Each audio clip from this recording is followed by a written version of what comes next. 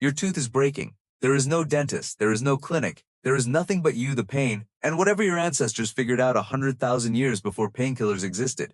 That sounds like a nightmare, but it was Tuesday. For most of human history, pain was not an emergency. It was a constant companion. Broken bones, infected wounds, childbirth, toothaches that lasted for years. And yet humans did not just lie there and suffer. They fought back. With plants, with fire, with stone tools pressed directly into living skulls. Some of these methods worked shockingly well. Some of them should have killed everyone who tried them. Almost none of them looked anything like what you would expect. This is the real story of how ancient humans killed their own pain. Not with imagination, with evidence. Let's start with the most unbelievable one first, because it sounds like a horror movie, but it is one of the best documented medical procedures in the ancient world. It's called trepanation. Decoded simply, it means cutting or scraping a hole directly into the human skull while the patient is alive. Not after death, not as ritual mutilation of a corpse. While the person was breathing, awake or sedated, someone took a sharp stone tool and opened their head. You would assume this killed people, almost every single time. And yet archaeologist John Verano, who has spent decades studying skeletons from ancient Peru, found something that should stop you cold. In collections of prehistoric trepan skulls from the Andes, a huge percentage show smooth, rounded bone growth around the edges of the hole. Bone only grows back like that in a living body. That means the patient survived. Not just survived the surgery, survived long enough afterward for the skull to heal. Some skulls show 2, 3, even 5 separate trepanation scars, each at a different stage of healing. That means the same person went through this brutal procedure and lived more than once. Why would anyone do this to themselves on purpose? The leading theory is pain relief for severe head trauma. Skull fractures from combat, from falls, from blunt force injury often cause dangerous swelling and pressure inside the head. That pressure causes blinding pain and can kill on its own. Ancient healers, working purely off observation across thousands of years, appear to have understood that releasing the pressure could save the patient's life. Not because they understood brain anatomy the way we do now. Because they watched, they tried, and they remembered what worked. Trepanation has been found not just in Peru, but in Neolithic Europe, in ancient China, in North Africa.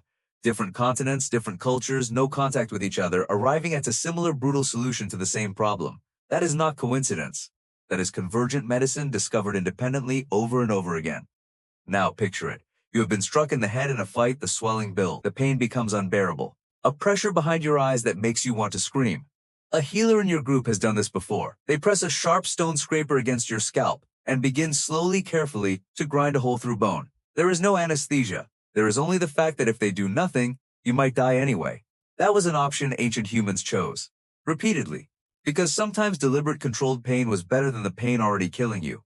But not every solution ancient humans found required a hole in the skull. Some of the most effective pain relief in the ancient world came from something much smaller, plants. Long before anyone had heard the word aspirin, ancient people were already using its natural ancestor. Willow bark contains a compound called salicin, which the human body converts into a chemical almost identical to the active ingredient in modern aspirin. Chew the bark or boil it into a bitter tea, and it reduces fever, calms inflammation, and dulls pain. Ancient Egyptian medical texts describe willow preparations for pain relief thousands of years before modern chemistry identified why it worked. It was not a coincidence handed down by luck. It was thousands of years of trial, observation, and shared knowledge refined generation after generation, long before anyone could explain the biochemistry behind it. And willow bark wasn't alone.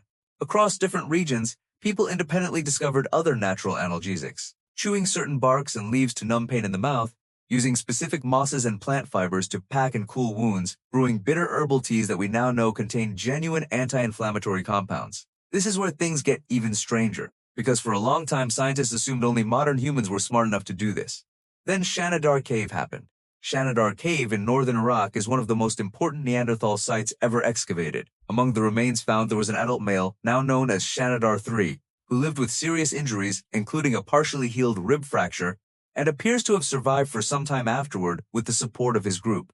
Around some Neanderthal remains at the site, researchers identified pollen from multiple flowering plants, several of which are still used in traditional medicine today for their anti-inflammatory or pain-relieving properties. This original interpretation, that Neanderthals were burying their dead with medicinal flowers, became famous as the flower burial. Later researchers, including palynologist Chris Hunt, have offered an alternative explanation, suggesting the pollen may have been introduced by burrowing insects rather than deliberate human action. The debate is still ongoing, but separate from the flower controversy, the evidence for Neanderthal injury survival stands on its own. Skeletons like Shanidar III show healed fractures, missing limbs, and severe trauma that a lone, unsupported individual could not have survived. Someone was caring for them. Someone was managing their pain, whether through plants, through simple physical support, or both. Pain relief was not a modern human invention. It may be older than our own species. So what did a normal day of pain management actually look like tens of thousands of years ago? Let's reconstruct it. You wake up with a deep ache in your lower back. You have been carrying, digging, and walking for years, and your body carries the wear of it. There is no ibuprofen bottle in a cabinet. Instead, someone in your group knows which bark to strip and boil. Someone else knows to press a heated stone wrapped in leaves against tight, aching muscles, an ancient version of a heating pad. If the pain is sharp and localized, cold water from a stream held against the area brings the swelling down, the same basic principle behind a modern ice pack. If a wound turns red and starts weeping, certain plants with natural antimicrobial properties get pressed directly into the injury, a rough but effective way of fighting the infection that would otherwise make the pain far worse. None of this was random. It was accumulated, tested, shared knowledge, passed from healer to apprentice, parent to child, generation to generation, refined by the brutal teacher of trial and error, where a wrong guess could cost a life. And it wasn't only physical pain. Ancient humans also understood something we sometimes forget today: distraction and ritual dull suffering too. Rhythmic chanting during childbirth, communal singing during difficult recovery, being physically held by another person during agony. Modern research into pain perception confirms what ancient humans already seemed to know instinctively. Touch, social presence, and focused attention can measurably reduce how intensely the brain registers pain. They didn't have functional MRI scans to prove it. They had thousands of years of watching what actually helped a suffering person calm down.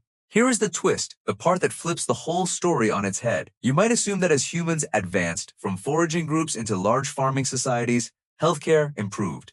Pain relief should have gotten better. It did not. In many ways, it got worse. Researcher James Suzman, who has spent years studying hunter-gatherer societies, points out that the shift to agriculture actually introduced a huge range of new physical burdens on the human body. Repetitive farming labor caused chronic joint damage. Dense, settled populations spread infectious disease far more efficiently than small mobile groups ever could. Diets narrowed, malnutrition increased, and with it, the body's baseline vulnerability to pain and disease.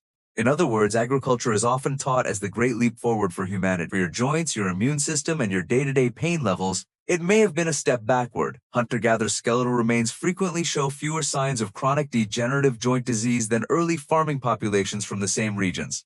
The trade was more food, more people, more permanent settlements. The cost for a long stretch of history was more chronic pain, not less. So the deeper truth is this: ancient pain management was not primitive superstition waiting to be replaced by real medicine. It was real medicine. Willow bark became aspirin. Careful pressure relief for skull trauma became modern neurosurgery. Wound packing with antimicrobial plants became the basic principle behind antiseptics. Communal, socially supported care during suffering is still one of the most well-documented ways to reduce perceived pain today. Ancient humans were not guessing blindly in the dark.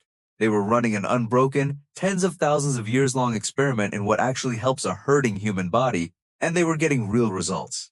Now think about your own medicine cabinet. That bottle of aspirin sitting in there did not begin in a laboratory. It began with someone thousands of years ago, in pain, deciding to chew on a piece of bitter bark because someone before them said it helped. Every time you reach for a painkiller, you are the final link in a chain of trial and error that stretches back further than written history, back to a Neanderthal being cared for in a cave, back to a healer in ancient Peru, pressing stone to bone and hoping. Your tooth is breaking. There is no dentist, there is no clinic. But there was never nothing either.